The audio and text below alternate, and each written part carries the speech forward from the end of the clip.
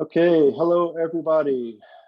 Good afternoon, and thank you for joining us for the third and final session of our research symposium today.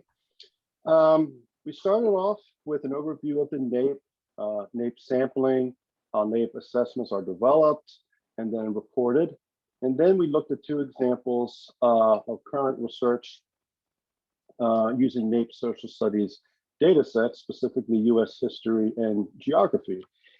And then in that last session, we left off with moving forward. We want to continue research into the extent that geography education influences national outcomes in geography. But we also want to take a look at achievement, and not just in geography, across the social studies. We also want to look at student outcomes from a geographic perspective, so the geographies of education. And that's going to be the focus of this third session. It's in two parts. The first 45 minutes will be a presentation by Doug Devert on the Education Demographic and Geographic Estimates program at NCES. And that'll be followed by some researchers who leverage NAEP data in ways that connect it with other large-scale federal data sets to look at socioeconomic variables as well as other geographic contexts of student outcomes in education. I'll introduce those folks once Doug completes his presentation. So Doug, welcome. Let me give you an introduction here. Doug Devert directs the Education Demographic and Geographic Estimates EDGE program at the U.S. Department of Education's National Center for Education Statistics, where he pursues interests in educational geography, the geography of poverty, and data design. Prior to joining NCES, Dr. Devert worked at the U.S. Census Bureau, where he developed custom geodemographic data to support statistical and statutory education programs. Doug, welcome. Thank you so much. And so I'm going to stop sharing this PowerPoint and start sharing your PDF. And then we can get started. Let's see here.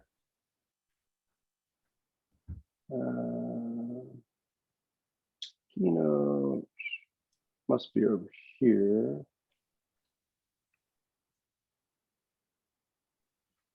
And this toolbar always gets in my way. Hold on one moment. Okay. Is that showing up? Yeah, I can see it in. Maybe I can go full screen. A full screen. There you go. How's that? Hey, perfect. Perfect. Okay. Perfect. Good. Great. I'm going to leave my video off. I'm having bandwidth issues always, so I'll kick that back on for the QA. If for some reason the sound goes out, Michael, if you can, give me a heads up or send something in chat or let me know. Hey, thanks for the invitation to join you. It's always good to be with NAEP folks. As Michael said, I direct the EDGE program at NCES. My goal today is just to give you an overview of the EDGE data and the analytic resources we've got available, to talk through what we have, why we have it, and why you might consider using it. Some general organizational context before we get going. NCES, if you're a NAEP user but you're not familiar with NCES, NCES has three primary data divisions. There's the survey division, the assessments division, and the administrative data division. NAEP is in the assessments division. The EDGE program is in the administrative data division, along with the Common Core of Data, IPEDS, EdFacts, and a variety of other activities. EDGE is a little unique within NCES in that we use essentially a value-added design strategy. We don't do our own field collections.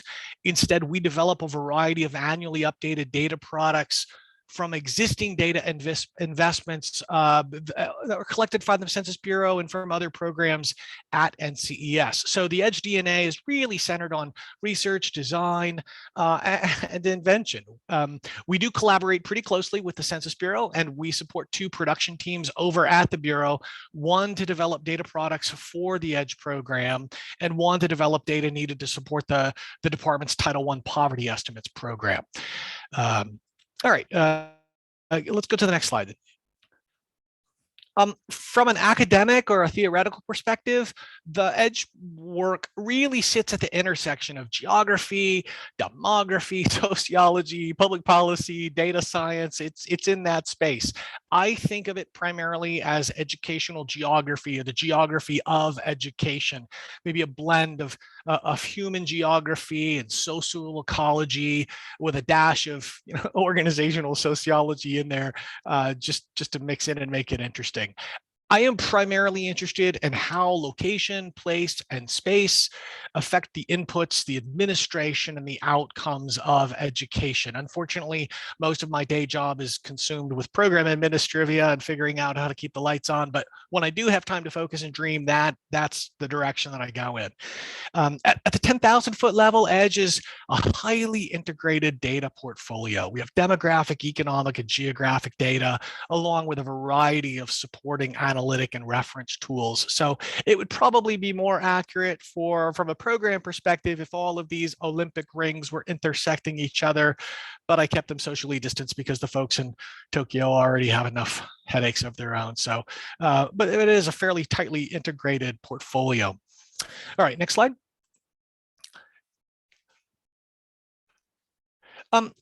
So the EDGE program site is fairly easy to find. Just Google NCES EDGE, or you can find it in the list of NCES elementary and secondary education programs in that section. Once you're there, the organization of the program is relatively straightforward. Our data portfolio has 3 primary channels. We've got demographic data stack, and economic data stack, and geographic data.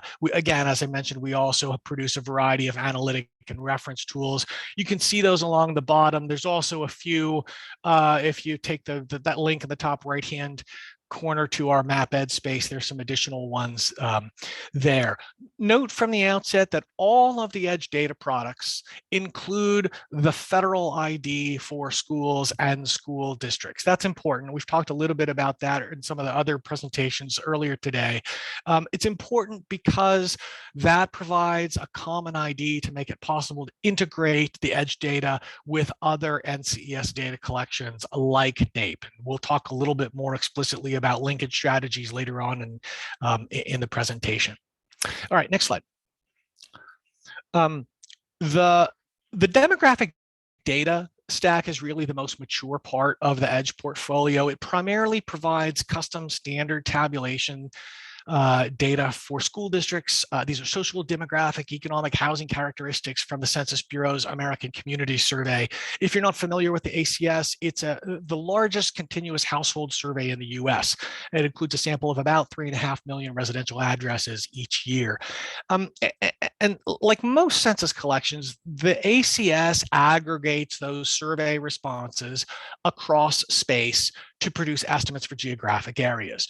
But a little more unusual is that the ACS also aggregates responses over time to provide larger sample sizes so they can provide estimates for smaller geographic areas. So we primarily provide ACS 5-year period estimates that are updated annually. The EDGE collection also includes archive data from some of the earlier decennial census tabulations, some fascinating gems in there, and would strongly encourage you to explore that if you've got some time. Next slide. The ACS Ed time series, it includes data for the US, estimates for the US, for states, but most particularly for school districts. It includes, again, a variety of social and economic characteristics. We tabulate those for the total population, but most importantly, it includes custom iterations for school-age children and for the parents of school-age children, as well as estimates iterated for kids who report being enrolled in public schools. So those those custom iterations and those policy relevant universes are really useful because the characteristics of the general population may not be a good reflection of the characteristics of the population that's most directly served by public school systems. Let's go to the next example and on the next slide. So consider, so here's median household income for the DC public schools. Researchers, we've even talked about it earlier, researchers often use median household income as a covariate in modeling exercises and other analytics to help control for differences in economic conditions between school districts. Now, if we calculate the median household income based on all of the households in a district, we're going to get an estimate of about $86,000 and the SNAP participation rate of about 14%. But if you adjust that and you calculate the median income based on households that report having a school-age child enrolled in public school, you get a median value of about $68,000 and a SNAP participation rate of 34%. So a slight change in the analytic universe can substantially change what we think we know about an area's social and economic conditions. And that's why we end up creating these policy relevant iterations to help supplement the total population information that you can get from the standard ACS data. All right, next slide. It's fine to look at those estimates in a data table. If we clicked those icons, we would, crank out a wizard-driven table, and you can drill into whatever it is that you want to explore. It's fine to look at those data in a table. I think it's important that we consider socio and economic conditions in their geographic context. So I usually recommend that folks look at the school district ACS estimates in the ACS Maps tool as part of their overall exploratory data analysis. The tool includes the same estimates as the table lookup tool, but it offers a better way, I think, to understand them. So you go to the map on the next slide. This is just a kind of a regional map that helps to show how median income is distributed across, these are school districts, but the distribution across regions. You can particularly see the concentration and higher incomes in that urban corridor, around some of the major cities there in the Northeast. And if you go to the slide on the map on the next slide, you can also see things at a more metropolitan level. The right side of that tool has a number of widgets that let you, add reference layers, throw school points on, public-private colleges, school district boundaries, to see them more clearly, congressional district boundaries, you name it. And as most of these tools now have, you can flip to satellite imagery or topographic variation or, OpenStreetMap to see building footprints and a variety of other reference layers to help you make sense of how the spatial characteristics might be a factor with your demographic data like income. And if you flip to the next slide, yet another option of stacking these things side by side to compare how the distribution of one characteristic might be associated with another. So on the left, we're looking at, the median household income that we were looking at before. On the right, how does that compare to the educational attainment levels in this? This is kind of the general Dallas, Arlington, Fort Worth area, the districts that are in that area. So it's nice to be able to see these characteristics in their geographic context, and even to be able to compare them as well. Let me, I'll run the risk. I love NAEP. I think it's an amazing resource for testing theory. I am definitely a huge fan, absolutely no question. But NAEP's focus on state level estimates sometimes makes it easy for NAEP data users to forget that there's a huge amount of variation within states. A single homogenized state level estimate doesn't really provide much actionable information for state admins who when the variation within states is so significant. Useful, yeah, but what do you do with all of that variation? So one of the ways that I think researchers could add value to NAEP or use NAEP to help add value elsewhere is to translate the NAEP results within a given state. So if NAEP says that lower income students or students of color or students in remote rural areas show that the most substantial learning loss, let's say, okay, then how does that translate? I mean, where are those areas within your state? Do the data from annual state level learning assessments in those areas appear to be consistent with what NAEP suggests might be happening in those types of areas? So it seems like there's lots of opportunities to explore questions in that space. I'm biased, at the end of the day, public and private education really is a local phenomena. So I like to be able to try to find ways to help translate national and state level results down into a local operational context. All right, let's go to the next slide. The second channel in the program is really the newest part of the EDGE portfolio, and I still have another component here to build out. But this work primarily includes two initiatives with experimental data products that are both important for assessing equity-related concerns. The first one, I'm sorry, next slide. The first one is the SWIFT, the Comparable Wage Index for Teachers. If it's not clear yet, I ascribe to the No Acronym Left Behind School of Design, and I beg your patience, there's a few more to come. The SWIFT is an index that helps to adjust for regional differences in the cost of education. So we know that the cost of employing teachers in Manhattan, Kansas is different from the cost of employing teachers, let's say in the Upper East Side in New York City. $1 is going to go much further in Kansas than it is going to be in downtown New York. So if you don't adjust per pupil expenditures for regional cost variations, you're going to end up with an apples to oranges comparison. And it's hard to have a reliable discussion about equity if your metrics and fundamental measurements are systematically affected by other conditions. So the SWIFT uses wage data and population controls from the ACS to help adjust for variations across about 1,500 labor markets to provide more of an apples to apples comparison.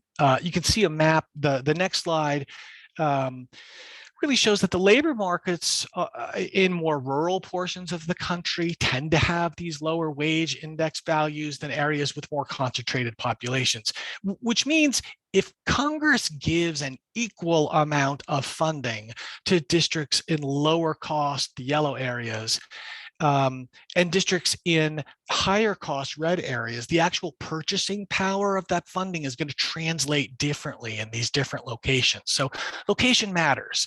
If you're interested in integrating NAEP data with school finance data to look at equity related issues, definitely consider adjusting the finance data before you can proceed with that analysis. Next slide. Oh, I'm sorry, Michael. I should have eliminated this one. The takeaway here is that our labor markets for SWIFT are more granular than a standard metropolitan area. We've got about 1,500 labor markets. They're about 400 CBSA or actually metropolitan areas in the country. So if you're interested in looking at these kinds of adjustments, we allow for variation even within a standard metropolitan area. That's the takeaway. Glad to talk more about that later if anybody's interested. All right, next slide. So the second part of the economic indicator collection that we're building out is the SIDE project. SIDE stands for Spatially Interpolated Demographic Estimates. It also stands for a project that I've had painfully little time to work on. It's killing me. I wish I could. It's super interesting. The big idea here is that educational researchers need good indicators of student and school level poverty to disaggregate data and to help control for variations in an economic disadvantage. And we tend to rely on free and reduced price lunch data or some derivative of it to handle that task. Unfortunately, you're probably familiar that the lunch data have some significant limitations. And those shortcomings are getting worse as a consequence of some of the program changes over the past decade, which raises a really serious research and policy issue.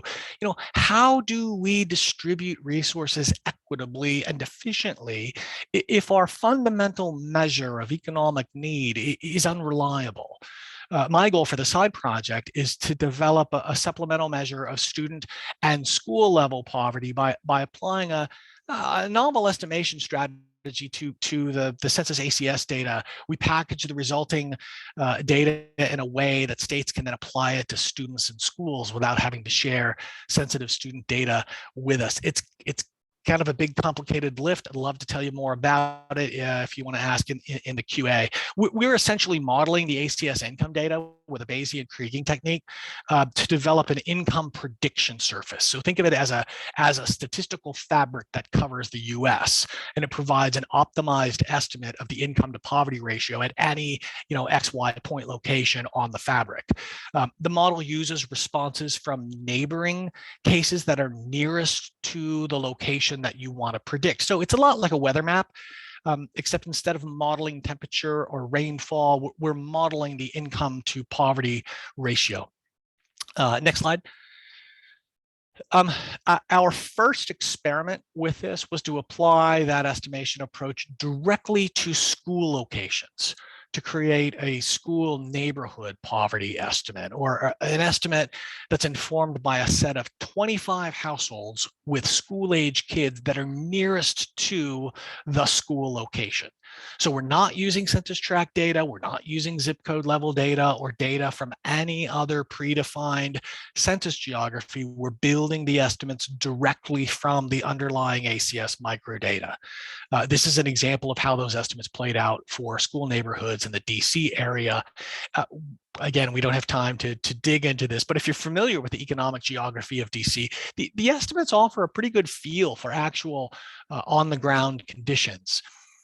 The other nice thing here is that the metric that we're using for the side estimates is the income to poverty ratio. So it's the same metric that gets used to set the free and reduced price lunch thresholds of that 130% and 185%. Those are just IPR values. They're part of a much larger distribution. And the side estimates we modeled that entire distribution. So it has the nice feature of being a very nice continuous metric that covers the entire income range. So you can use it to look at affluent neighborhoods just as well as you could use it to look at lower income neighborhoods. We've created those experimental school neighborhood poverty estimates for all the public schools in the country. But remember, those are estimates that reflect the conditions of the neighborhoods surrounding a school. And that might be different from estimates that are based on the kids who actually attend that school. That's an important caveat. In some cases, they're probably going to be pretty similar. In other cases, there are reasons to believe that they could be different. Next slide, please. So as a next step, we've done the school neighborhood poverty estimates. We're going to keep doing those. But as a next step, we've started to work with some states on a pilot project. Basically, they are working with us to help test these assignments on actual student address geocodes instead of using estimates based on school locations. So behind the scenes, we're essentially exporting a version of the underlying geostatistical surface as a raster layer. We're applying some magic to that and sticking it in a web-based assignment engine that then provides the states with whatever portion of the poverty fabric that they ask for or that they need in order to make the assignments to their student address geocodes. That process is actually working really well. We've got some work to do on the model, but the overall operational process has been pretty successful. Next slide. It's just a general feel for the kind of nuance that we're talking about. These are the neighborhoods or the communities just north of Dallas, Texas. If you're familiar with census tract level estimates or tract level maps, you can see that the side estimates here and the side strategy, it's just a much more nuanced approach than using standard census data and being tied to standard predefined census geography that the Census Bureau sets. Again, these are still experimental. We got a lot of work to do to improve the model, but the results to date have been pretty promising. And I'm hopeful that the states will eventually apply them to students and to schools, voluntarily apply them. If they do, then we would not only have a supplemental poverty indicator in the lunch data, but we would also have a side estimate as to supplement that. In addition, one of the nice pieces here is when we make these assignments for students and summarize them to the school level, one of the fortunate results is essentially is a measure of economic diversity within each of the schools. And that's not a metric that we currently have available right now. And my guess is if we create that, that will also create a host of new equity-related research options for folks. So the plain vanilla school poverty estimates are available right now in the econ data section, but they are still very much a work in progress. All right, next slide.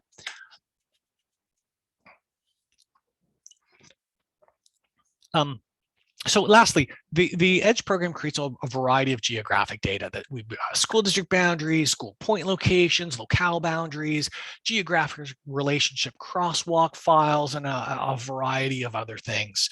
Go ahead to the next slide. We'll kind of shuffle through these. We make those available for download directly from the EDGE site.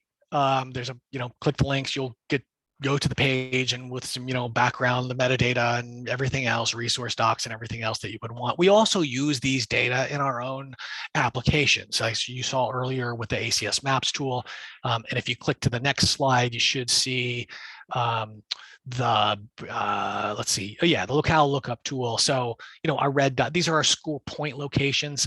Again, just to say, we use the same data that we are serving out, and we try to serve that out in a variety of ways. Okay, go to the next slide. The item that I would want to highlight for you is primarily is the school geocode file.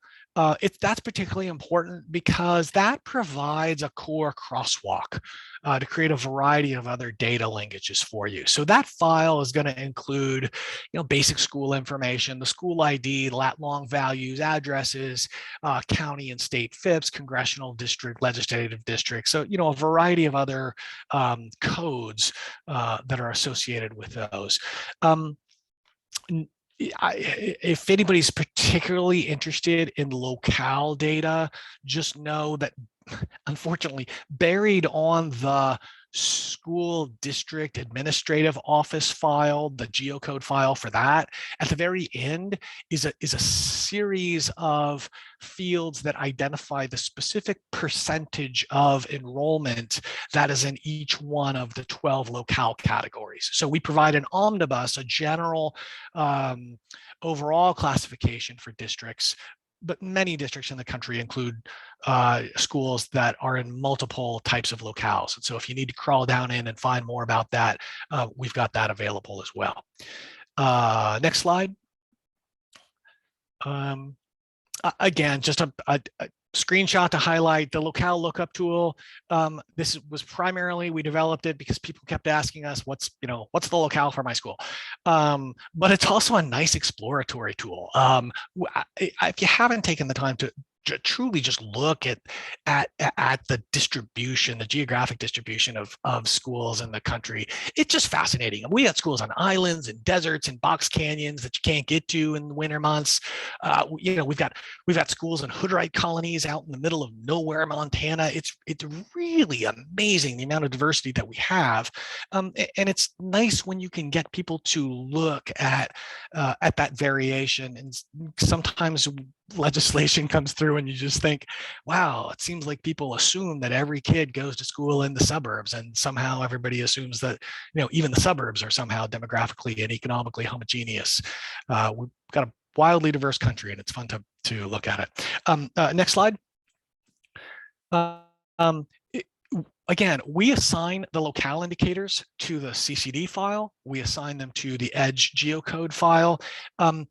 But if you want to assign the same locale framework to other types of data that you may have, let's say you run a survey and you've got your own households, you want to assign the NCS locale framework, you can grab the locale boundaries here and use GIS to make the same assignments. So if you want to assign locales to Head Start centers or libraries or Taco Bells or whatever, you can use the raw boundaries in a GIS to do that. Now, note that NAEP typically reports, I think, that just the basic locale types there. I would have to ask Emmanuel whether the detailed ones are buried in there somewhere. But typically, when you see NAEP data, you're going to see, city, suburban, town, rural. But I would recommend applying the full set of locales to the NAEP schools to look at potential variation within subtypes. For example, do the NAEP results for rural students and schools apply equally to schools in the rural fringe and schools in really remote rural areas? I suspect not. I suspect that there's some variation there, and that's not something I've seen people at least look at and tease out. I'd be curious to see what you find. Next slide. So we're kind of going full circle. We're starting to wrap up. So in addition to downloading the ACS data tables and geographic data from the Edge website, we also offer the geographic data, and in fact, a substantial amount of the ACS data as well, as web services through a platform known as Open Data. My guess is most of you, your geography folks, you're familiar with this. So if you're an ArcGIS person or a QGIS or a Google Earth user, this is good news, because it allows a way of just pulling the data directly into an analytic application without having to muck around with managing and downloading everything ahead of time just to figure out whether you want to use it or not. Go ahead to the next slide. Our open data platform provides, the Edge data as web services. They use open standards. It's relatively easy to learn about the data. All of those layers also have APIs available. So if you're creating applications or you want to take advantage of it that way, you can do that. The thing that I like best about this is you don't have to be a GIS guru to use and explore the data, or even to begin creating maps. The platform is relatively easy to learn. So as an example, let's say we wanted to explore public school points. You could select, the font is, crazy small, sorry, but it's like the top left-hand corner yellow cube is our K through 12 schools. If you happen to click that in the schools bucket, let's jump to the next slide. You would eventually get access to a variety of information about that data layer. You'd get some summary level information about the metadata, other links that might be useful, other background material. Jump to the next slide. You can look at the data, the fields. You can kind of explore and see, is this what I'm actually looking for? Is this what I thought I was going to see when I open this up? What fields are here? What fields are not here? If you go to the next slide, that platform has a really nice little mapping application, a browser-based application, to do some basic but useful mapping. So, it'll let you see the points. And then if you go to the next slide, if you want to build a map, you want to create your own web map, again, within one click, you are now looking at the ACS data in context. The application, again, it's freebie. It's just, as long as you got a web browser, you got it. You can then go and add other spatial data from other data sources, not just NCES, EPA, whoever happens to be posting data. You can go and search and, add it and start mashing stuff up. And even on the next slide, If you've got your own spatial data, there's the potential of you uploading that to integrate it, onto the web map. I've never taken it to the next step and explored how can I, download the collection, or can I save that project? I don't know, but it's a nice option. Again, if you don't have a GIS license and you don't need to become a GIS guru, but you still want to look at things quickly and spatially, this offers, I think, a nice solution. So lots of options available within the Edge overall Edge data portfolio. My last slide, if you can shift to that, is more nuts and bolts. Rich kind of alluded to some of this earlier, and Emmanuel did as well, but I just wanted to make sure that you had a slide that walked through some of these practical pieces. As everyone has said already, your first step for a linking strategy is to make sure you've got access to the restricted use NAEP files. And it sounds like there's some hoops for that, but if you jump through those hoops, eventually you will get access to the NCES school ID, and that's your Rosetta Stone for connecting to other NCES data sets. That school ID, it's a 12-digit string. So the first 2 digits are your state FIPS code. The next 5 are your district ID, and the last 5 are a school ID. Put them all together and you have a unique string for each school. And I would recommend keeping those together, because with the LEA IDs get reused, so make sure you have a state prefix on them, and the school IDs can do the same thing. As Rich already illustrated, once you have access to the NCES ID, then you can take the next step. And if you want to connect it to state level data resources, well, then your first step is to go connect to the CCD. The CCD collection has both the NCES ID and the state designated ID for all of the schools and all of the districts. So if you want to connect with state level data, connect into the CCD first, find the state IDs, and then use that state ID as your key to connect to the state data. Within the Edge environment, there are really two ways, well, in addition to like the standard table joins, there are 2 additional ways that I would point you to. The Edge data includes a variety of geocodes, and I say that in a kind of a generic fashion, not just address geocodes.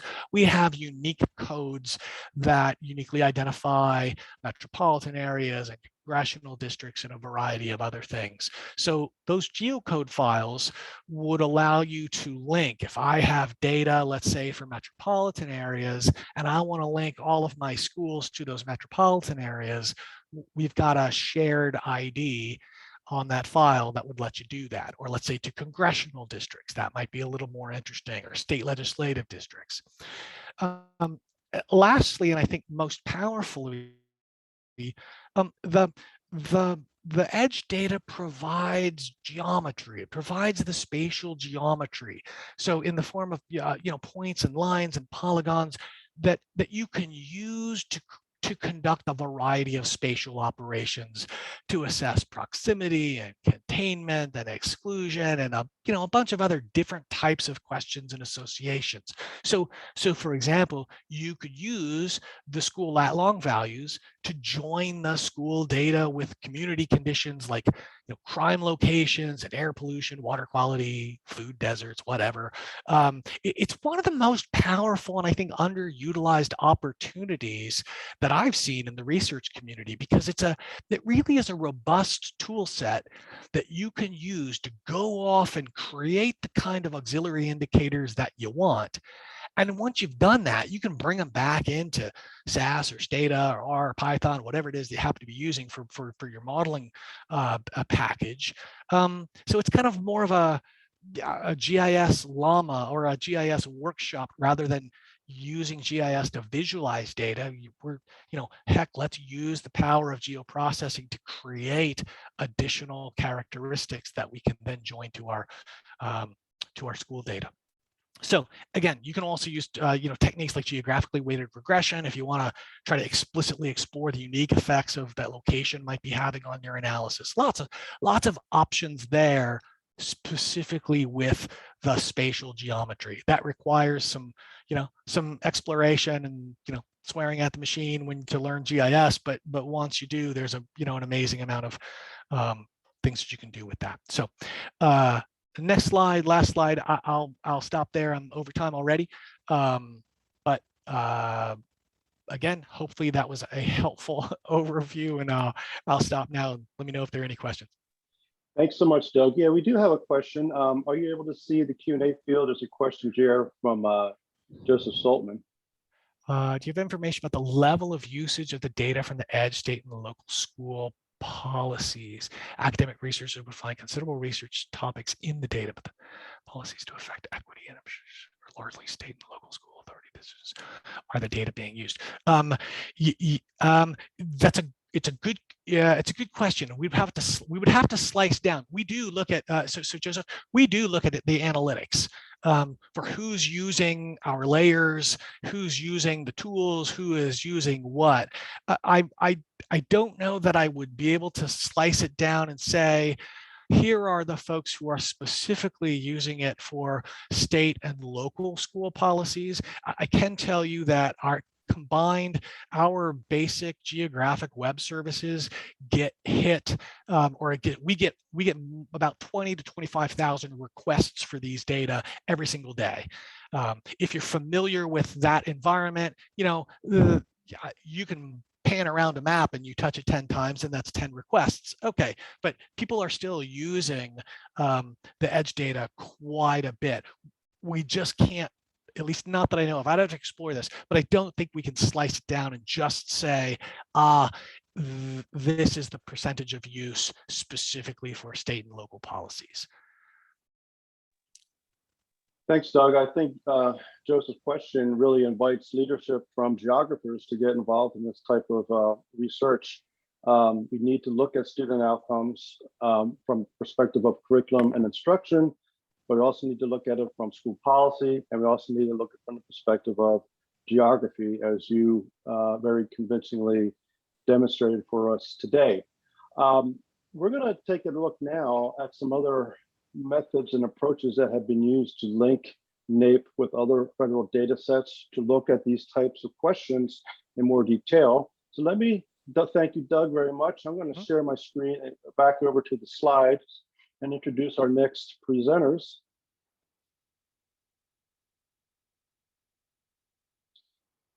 Okay, we have three more presenters with us this afternoon. Marcus Brower is a managing researcher at the American Institutes for Research, where he serves as the project director of the research analysis and psychometric support component of a large project that supports the NCES with expert advice and technical assistance on issues related to the NAEP. He has led research efforts on the construction and validation of an SES index for NAEP, and his research interests include studying inequality in educational outcomes. Dr. Pitnara Jasmine Park is a senior researcher at AIR. Her research objectives focus on informing educational policy and practice by generating valid and reliable empirical evidence using national and international large-scale data. And Dr. Judy Tang is a senior study director at WestStat with extensive experience in national and international education research projects. She actively participates in research dissemination, develops research and technical reports with NCES clients, and regularly presents at conferences with research papers and symposia using the NAEP data. So Marcus, Pitnara, and Judy, thanks for joining us today.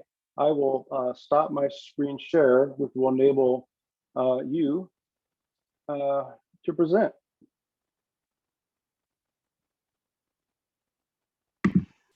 Do you want me to go first, Michael? Sure. Okay, just let me figure out the sharing. Okay, can you see my slides? Yes.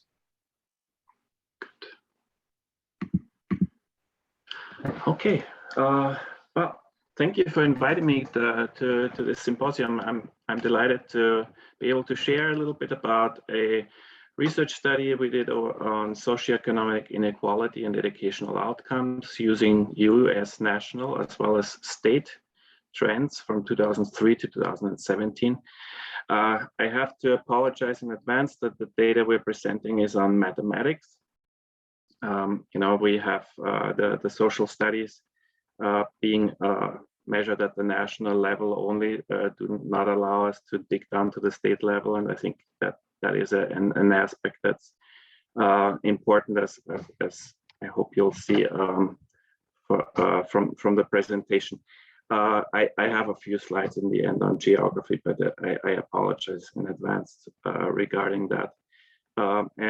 This study, I want to acknowledge Yifan Bai, who could not be with us, who is with whom we've been working on this topic for quite a while. Okay, and now I have some weird stuff happening. So on the background, regarding the study of educational equality, we can look at inequality of outcomes, and this could be basically just looking at the degree of the variability of to the degree the outcome measures vary. But we are mostly interested in inequality of opportunity, that is the extent to which predetermined characteristics such as gender or race, ethnicity might have an impact on student outcomes, when we all know in an ideal world they shouldn't be related to student outcomes. Another aspect of that is, of course, socioeconomic status, SES, and we know that students' family SES has been found for a long time to be related, strongly positively related to student performance outcomes, not only in the US, but in I would say in every country where there's educational assessments. We find that student socioeconomic status is a strong predictor of performance. So in our study, we're looking at achievement gaps between students from different SES backgrounds. And just as a general note, education systems in general, I think almost everywhere strive to reduce the effect of SES on educational outcomes through various policies. And so the question is, there's local studies of local evaluations of certain approaches or policies, but at a more macro level, I think it's important to ask ourselves, how can we track that all these policies are having an effect, that education systems are moving in the right direction in terms of reducing SES achievement gaps, and I hope that our study contributes to that. Regarding the literature review, a few researchers looked at SES achievement gaps, both in the US and internationally. Sean Reardon, for example, found widening income achievement gaps, although I think with a more extreme group comparison. Chemielewski looked at 50 years of data internationally and found a slightly increased achievement education SES achievement gap based on education, parental education. And Hanashek and all found mostly unchanged SES achievement gaps in the US using a variety of data sources.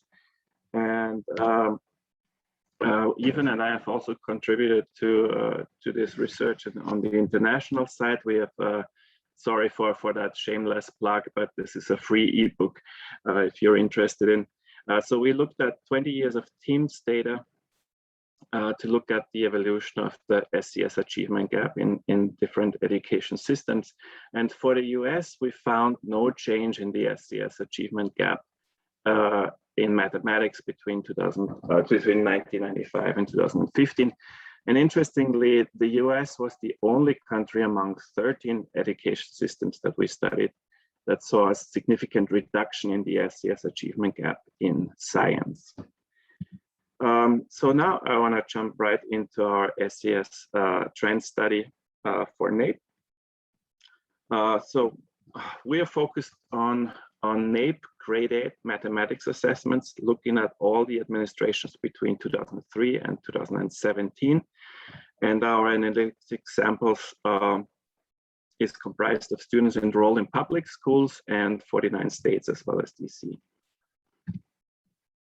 Our two main research questions are is how has the SES achievement gap in mathematics changed over time in the US, nationally, and in individual states?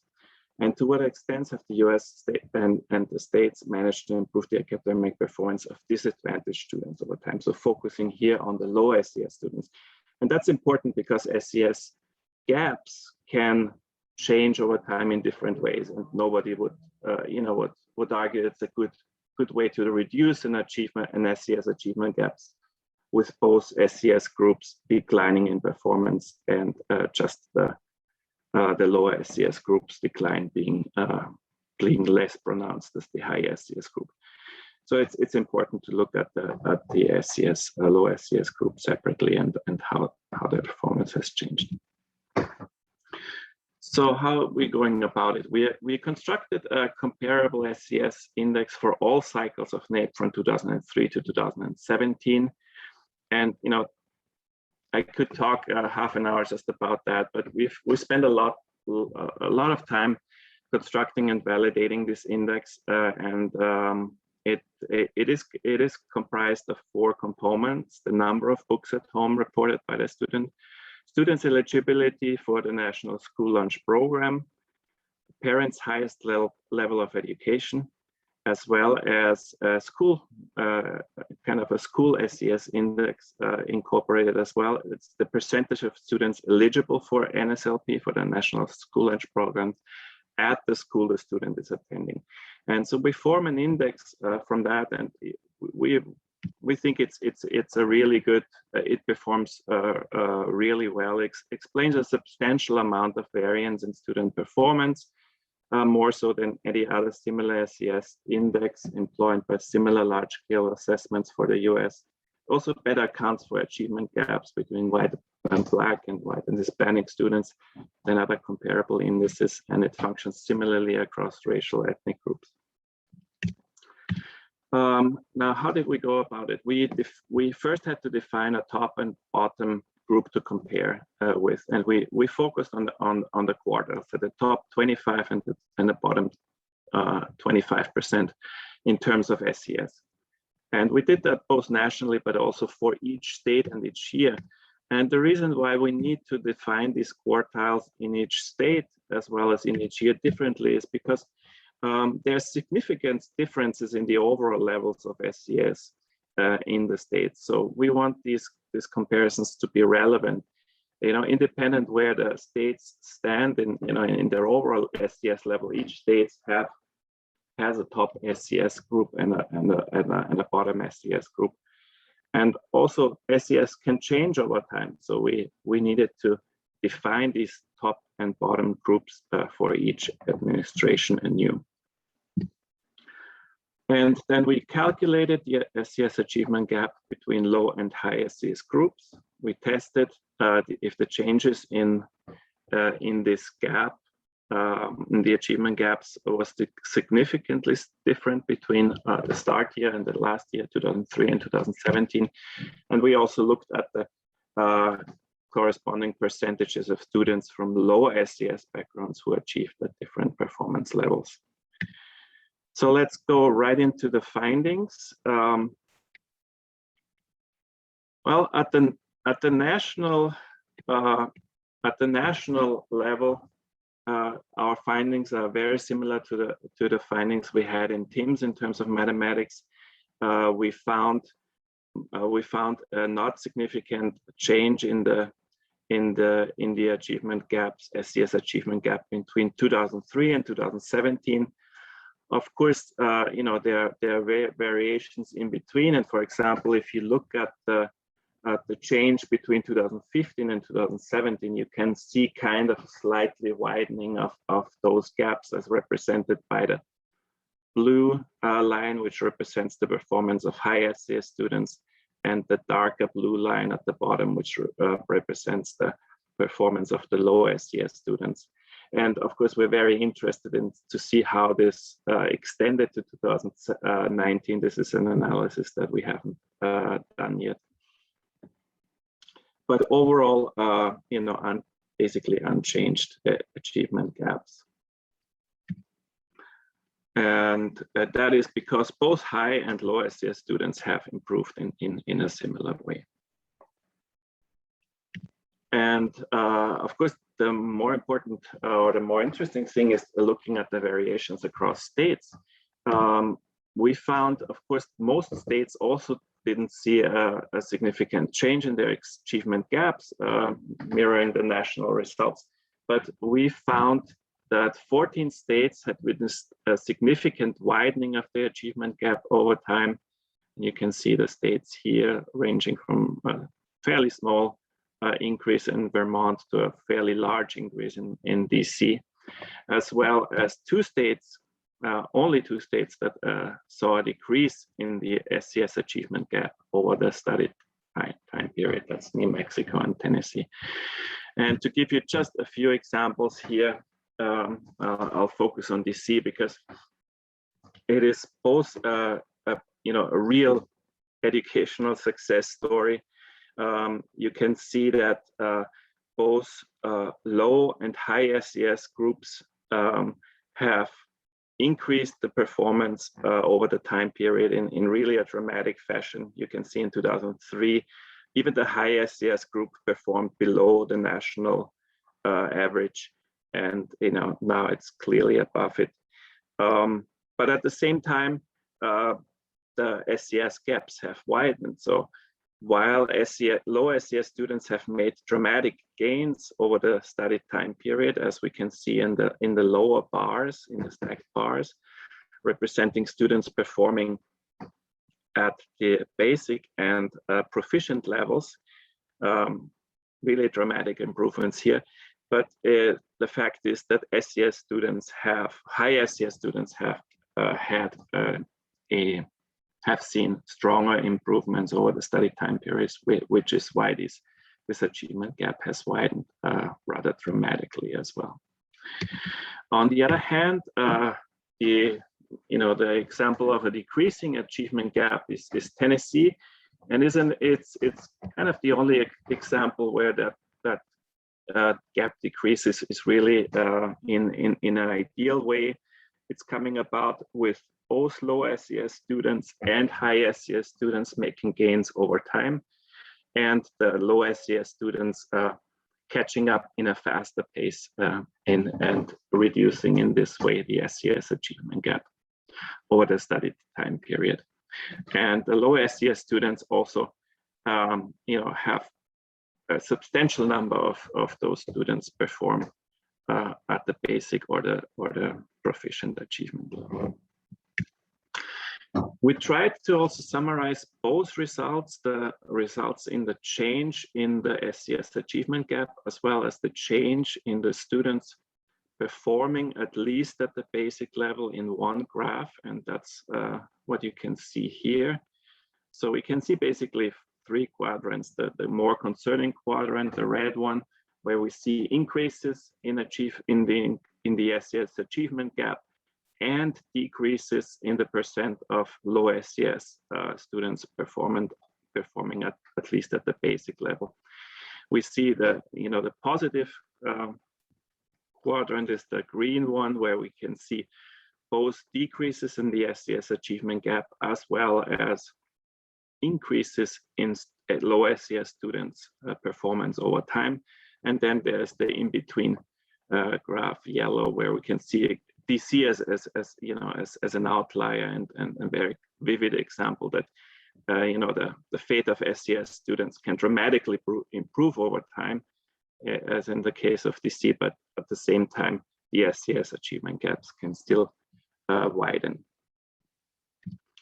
I just want to include a very quick note on geography. We couldn't run so the SES index, it's fairly straightforward to construct, but it's not, all the component variables have missing values. So we need to use multiple imputation. And as you have seen also, we need to do this we need to respect the NAEP methodologies, working with plausible values, and do this for multiple times. So we couldn't do for this symposium a full analysis using the SES index that I described before. However, we looked at the publicly available data from the NDE on geography, and we looked at changes, and that's just a reminder of the overall trend in geometry, which is slightly declining between 2010 and 2018. And what we could do is use the NAEP Data Explorer to explore if any of the 4 component variables of the SES index, if there's any changes, glaring changes happened between 2008 and 2018. And we found almost none of these SES variables, that the levels within each variable changed significantly. For example, there was no difference in the gap between the performance of NSLP eligible and non-eligible students in terms of geography performance between 2010 and 2018. The only real difference that we found is regarding the lowest parental education level.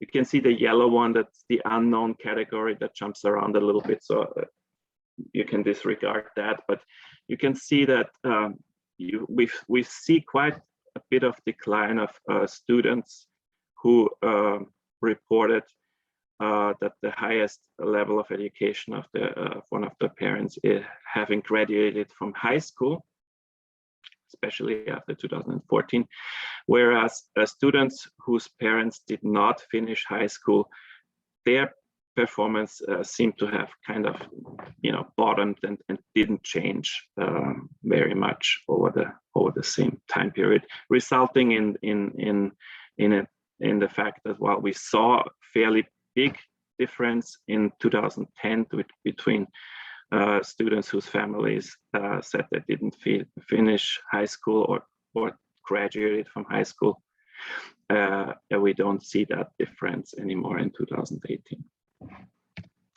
And just a few concluding remarks. Of course, this is, these differences beg the questions, why did they come about? I'm especially interested, somebody looking at the Tennessee case in particular.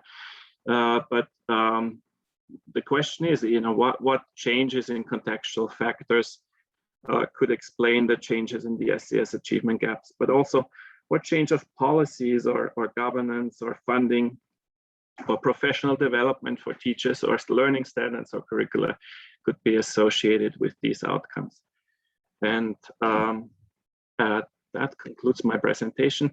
The full report on the findings that I presented about is available under the web page below, and I hope some of you will check it out. Thank you very much. Thank you so much, Marcus.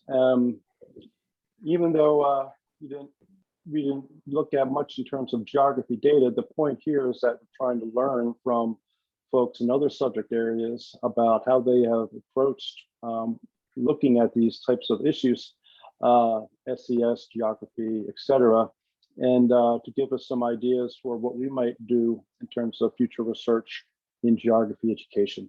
So thank you so much for that, Marcus. I encourage people to think about questions. We got 2 more presenters in this segment, and then we'll turn to your questions. So please think of some and put them in the Q&A field. Then we'll address them once we hear from Jasmine and Judy. Jasmine, would you like to go next? Sure, I'm happy to.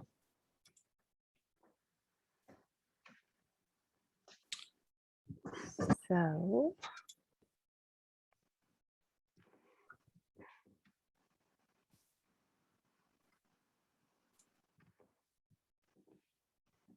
yeah, I hope everybody can see my screen. Yes, looks good. Good afternoon, everyone. Like Michael So I'm Jasmine Park from American Institute for Research. Thank you again for inviting me to share my research work with you. It is my pleasure to share this work. This particular work was based on the collaboration with my colleagues, a former summer intern, the program that Emmanuel mentioned earlier today, and Elaine E, another NAEP researcher at AIR. Like Michael mentioned, and like same as Michael's research that he just presented, this research was not based on the NAEP social studies data, but I believe this illustrates very well how student questionnaire data can be used to gain further information about the relationship between students' contextual factors and academic performance. So today, I'd like to talk a little bit more about the NAEP Technology and Engineering Literacy Assessment, which was administered to 8th graders in the nation in 2018, the same year the most recent NAEP social studies data collection was done. The TEL was measured in 3 content areas. So as you see on this diagram, the first one is technology and society, which covers topics related to effects that technology has on society and the environment, as well as the ethical questions raised by those questions. The second domain is design and systems, which focuses on the nature of technology and the processes used to develop technologies, as well as basic principles for dealing with everyday technologies. Lastly, information and communication technology covers software and systems used for accessing, creating, and communicating information. And these 3 content areas are measured across 3 practices, which is also listed in the bottom half of this diagram. And it focuses on students' ability to make use of their technological knowledge and to use contemporary technologies to communicate for a variety of purposes and in a variety of ways, working with individually or collaborating with others, and referring to students' systematic use of technological knowledge, tools, and skills to solve problems and achieve goals presented in a realistic context. In addition to students' achievement in TEL, the NAEP also collected students in school and outside of school experiences related to TEL areas, and as well as their confidence in these 3 domains. So these are some of the descriptions and the example items, the student contextual questionnaire items that are measuring these different domains.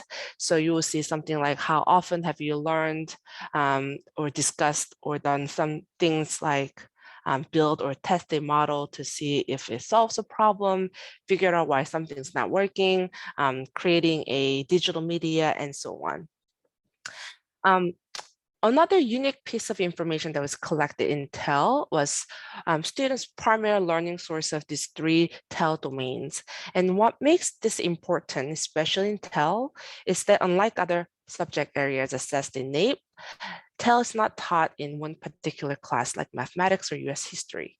Instead, TEL contents can cover in multiple subject areas like science, social studies, and some maybe even mathematics, or they can probably learn from their friends, family members, or even self-teaching them.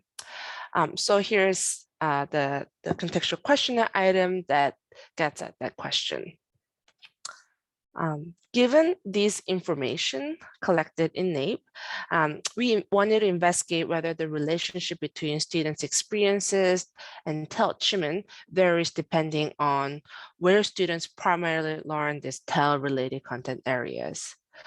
For our analysis, we used the public school student sample, mostly because they have more complete data in major demographic variables. And we also included students who have a complete data on those TEL student questionnaire items. First, what we looked at is the primary learning source by content area and the average TEL achievement scores by these primary learning source groups. So starting with the technology and society, across 4 different primary learning groups, as on this chart shows, about 40% of students responded that teacher is their primary learning source to learn contents related to technology and society. And in this case, these students also had the highest average NAEP scores as well. For design and systems, About 60% of students reported that they learned this area from family members. However, the TEL score was highest for those who reported that self-teaching is their primary learning source. For information and communication technology, as you can see, so self-teaching was the most common primary learning source, which is about 40%, and also students who reported self-teaching as primary learning source scored the highest on the NAEP TEL achievement. In other words, what we see in these results is that the most common primary learning source of TEL differs by content areas, as does the primary source associated with the highest overall TEL achievement. And for the next set of analysis, we ran the multiple group, multiple regression analysis to compare the regression coefficients representing the relationship between TEL experiences and TEL achievement, and whether this varies by students' primary learning source. And we chose teacher as a reference group, assuming that that is where mostly students are learning the TEL content areas compared to other primary learning source groups, which is family members, friends, and self-teaching. So these are the summary of regression analysis, which is a lot of numbers. But basically, the bottom line is what we see is that students' confidence in TEL-related content area was the strongest predictor across all primary learning source groups across all 3 content areas. However, when you look at the relationship between TEL-related experiences and achievement, it varied a little bit depending on the content areas. For example, if you look at Technology and Society, the first set of tables, while students' in-school experience was positively related to achievement, the in-school experience is related to the design and systems, which is the second set of box here, or the tables here, was actually negatively related, even though that the magnitude of the relationship was a little small. When you look at the out-of-school experience, while it was negative related to technology and society content area, it was generally positive related to design and systems content areas across primary learning sources. And what it kind of tells us is that perhaps where students learn design and systems, so types of questions that are asked to students, have you fixed these things, how to put it, taking stuff apart and putting things back in together. If you think about typical middle school students, most students are not likely have exposure to this type of curriculum content for in-school classes, but they may have experiences taking this kind of activities outside of schools or even extracurricular activities. So that's, I think, where this different relationship comes in depending on the TEL content areas. Lastly, when you look at the students' ICT experience, this was negatively related to TEL achievement. Interestingly, so basically what we see is that the more students use information and communication technology, their achievement is lower. And this negative relationship actually has been reported multiple times in other studies as well, such as PISA, an international survey of 15-year-old students, regardless of the subject matter, whether this is science, reading, or mathematics. So what we have learned from this analysis, TEL learning takes place through interactions with the multiple sources and definitely beyond just classrooms. The relationship between students in school and out of school TEL experiences and TEL confidence, as well as TEL achievement, does not seem to vary a lot across primary learning sources. And I'm sure we all agree that creating opportunities and exposures to TEL content areas for students in the middle school is important for their skill development and, more importantly, to continue building their interest in STEM areas. So what can you do? Perhaps we can design instruction and programs that involve family members and community members that can actually occur beyond classrooms, so library, community rooms, or the county recreational activities, and even consider utilizing online platform to encourage self-teaching, since kids are already spend a lot of time online, and there are a lot of, I see a lot of YouTube kids videos that tap into these domains as well. So we might want to utilize those resources as well.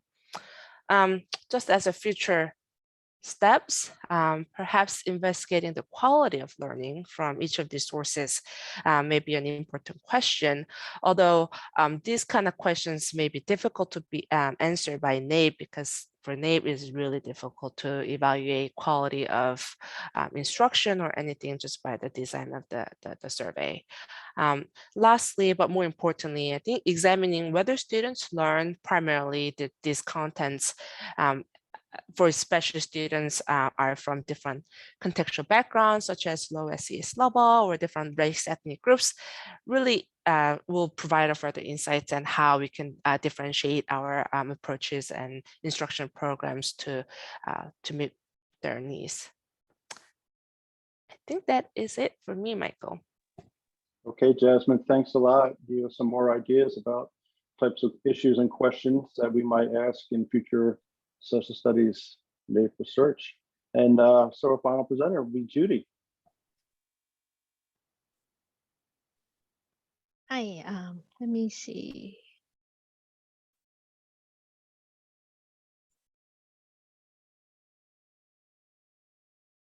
Okay.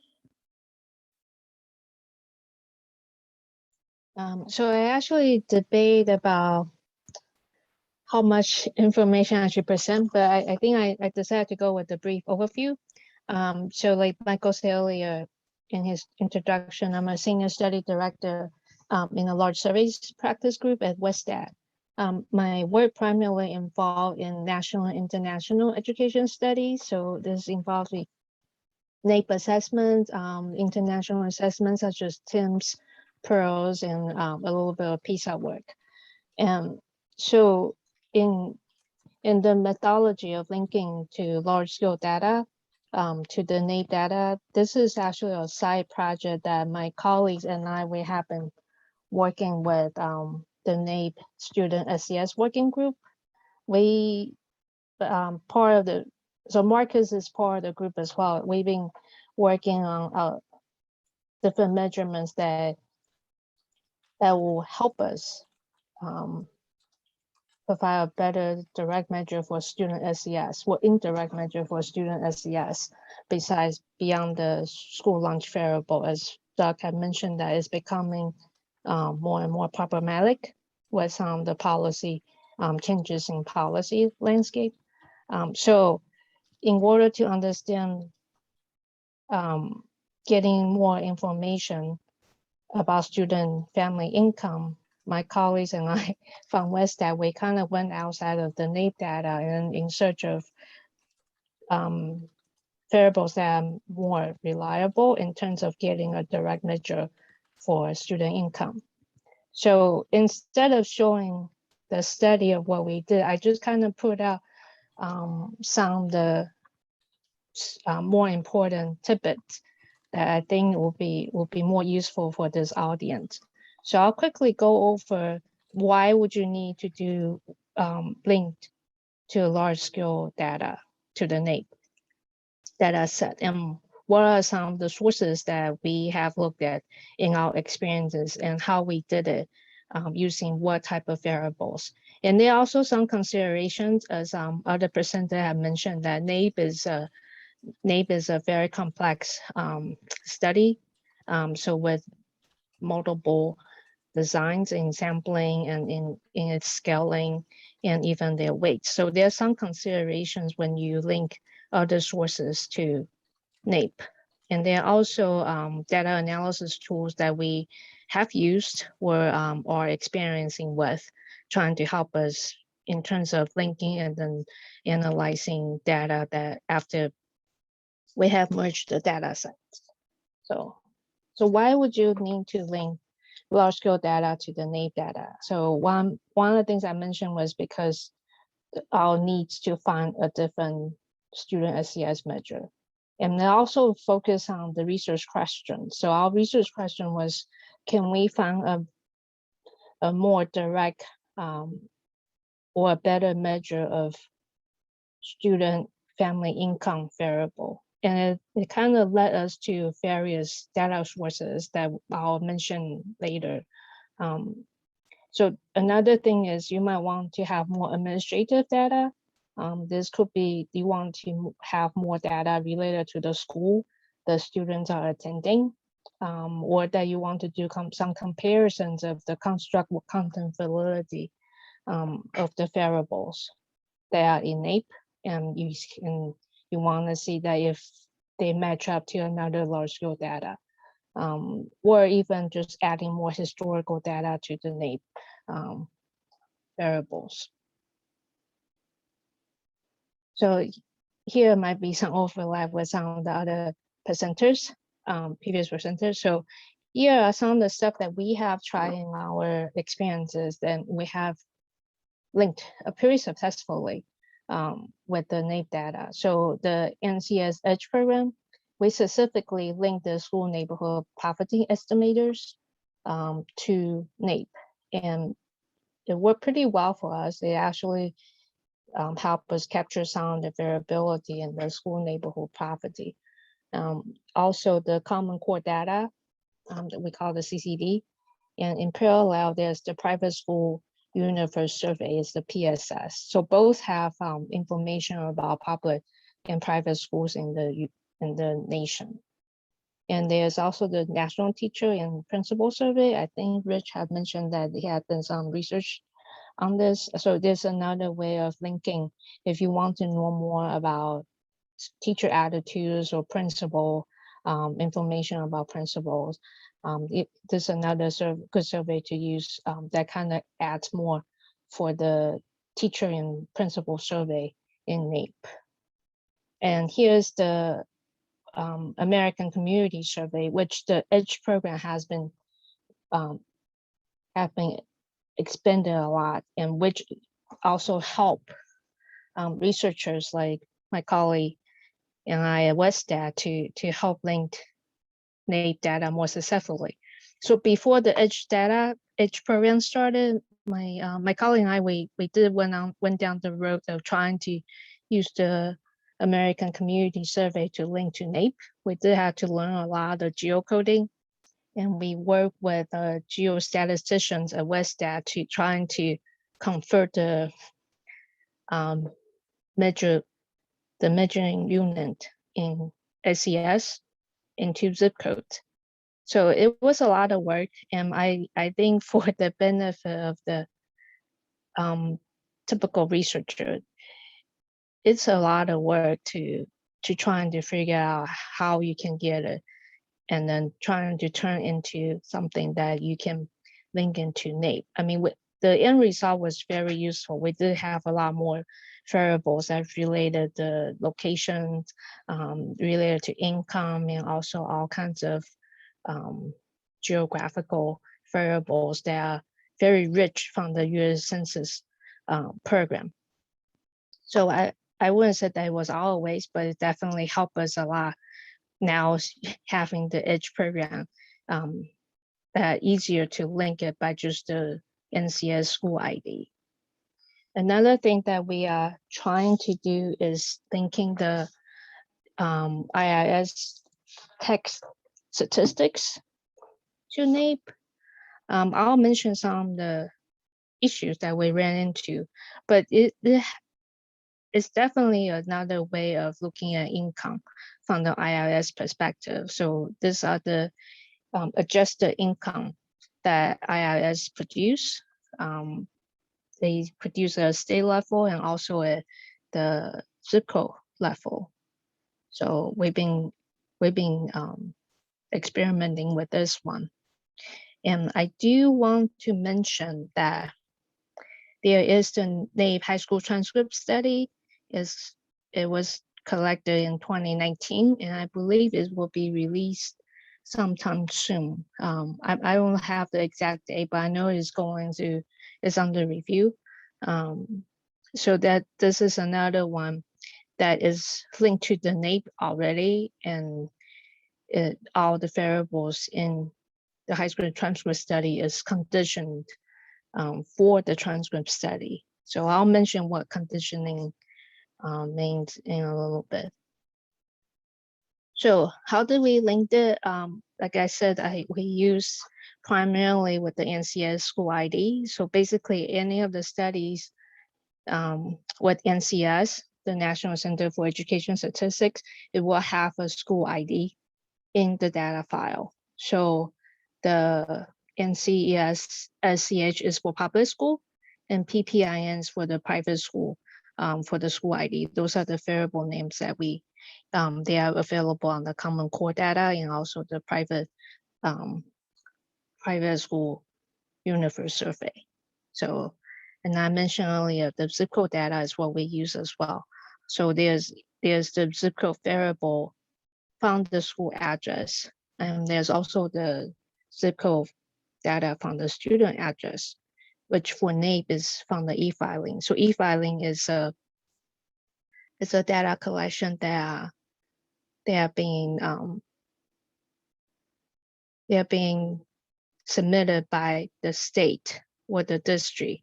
So these are not provided by the student, because in our research, that students tend not to be very reliable in knowing what their zip code is. And I think at grade 4, that question has been taken off the student questionnaires. So at Westat, we rely primarily the student zip code data from the e-filing.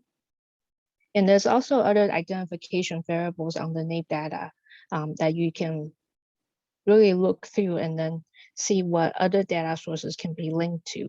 From our experiences, that the location, the percentage of the makeup of the school, student population, teachers. So those are some of the variables that in disclosure work we have found that you can make a guess, educated guess of the profile of what school look like. So, and then here's some considerations. So as many presenters have mentioned, that restricted use data is the first step that you need to do. Most of the data that you need to use involving school ID, which falls under this restricted use data. So you will need to have request restricted use license from NCS and from other agencies. But they are also, like, for example, the IRS data is publicly available. So you can just go and get it. You don't need to have restricted use data at all. And another thing is in our experience, that missing data issue.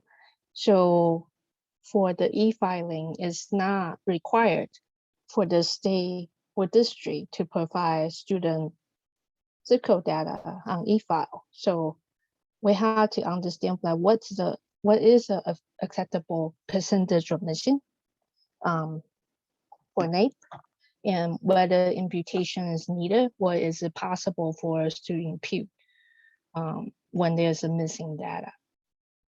And there are also potential biases of non-conditioning variables. So I have a link here that give a little bit more description. What do we mean by potential biases?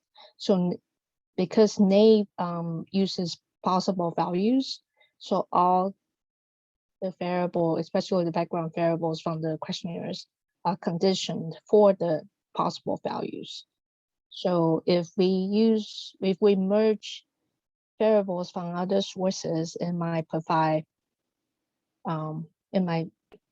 involve some potential biases that are not part of the conditioning model. And then another thing is the use of possible values. As we all know, that for each of NAEP assessment, there's multiple possible values and different types. And how do you, in order to give a more accurate student performance picture, we do use all possible values. And how do we achieve that? So there are some tools that we have used in the past. So one is, of course, is the NAEP Data Explorer. That's where we usually start with our analysis. It's public use data, it's online, and it'll usually give you all the available NAEP questionnaire variables from over the years that you can see and compare. And it's pretty powerful. You can run a lot of analysis tables through the MDE. And there's also, Emmanuel had talked about the survey tool. We have experiment with it, and it's very effective in helping with merging some of the data files and also running more complex models. And another one is less known, but people who work with international education studies may have encountered this. This is the IEA's International Database Analyzer. IEA stands for International Association for the Evaluation of Educational Achievement. So this will not help you much with merging, but it will help you dealing with the possible values when you get to that analysis stage. In our experience, it has helped us save us a lot of time in doing analysis once we have everything merged. So that's all I have, and thank you all, and thank you for inviting me to give a talk to this group. Thank you so much, Judy. And that brings us to the end of our symposium today. I'll just conclude by noting that moving forward from here, oops, there we go. Moving forward from here, tomorrow we'll have a debriefing with members of a social studies research network to consider everything that we learned today, and then to begin preparations for research using the 2018 restricted data for the social studies assessments.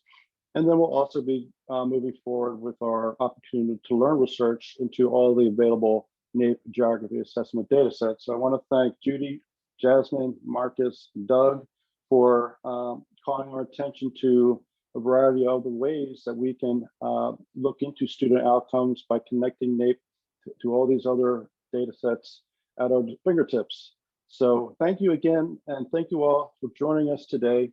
We have the sessions recorded, and once those videos become available, I will contact everyone with those links in case you'd like to share with colleagues. Thanks again. Bye-bye.